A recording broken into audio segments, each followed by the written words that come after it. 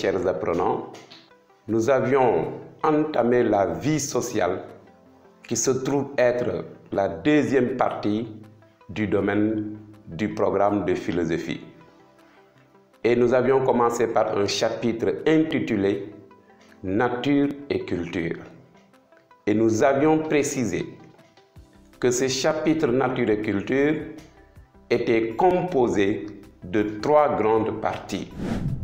Nous pouvons dire que le travail est une activité consciente par laquelle l'homme produit des biens et des services et qui lui assure la satisfaction des besoins naturels et sociaux.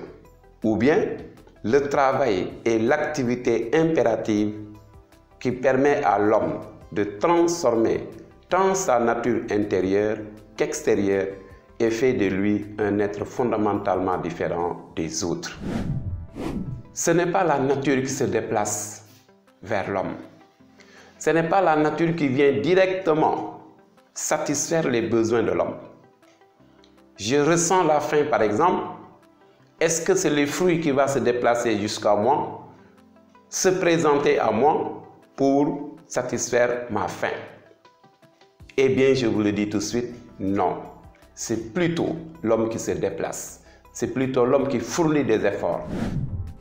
Qu'est-ce qui peut me permettre de me débarrasser de ce besoin, ou en tout cas de le satisfaire, et n'est-ce pas, de me sentir moi-même? Bien évidemment, c'est cette activité de transformation qu'on appelle travail. C'est pourquoi donc, je peux dire que c'est par l'acte de transformation que l'homme arrive véritablement à la satisfaction de ses besoins.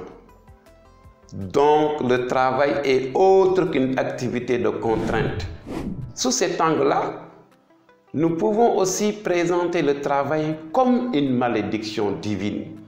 Parce que nous savons tous que l'obligation fait de telle sorte que qu'on ne peut pas ne pas travailler. Nous aurions préféré ne pas travailler et satisfaire nos besoins. Mais comme je viens de le dire dans ce qui précède, le travail est une obligation. Maintenant, selon une certaine version, pourquoi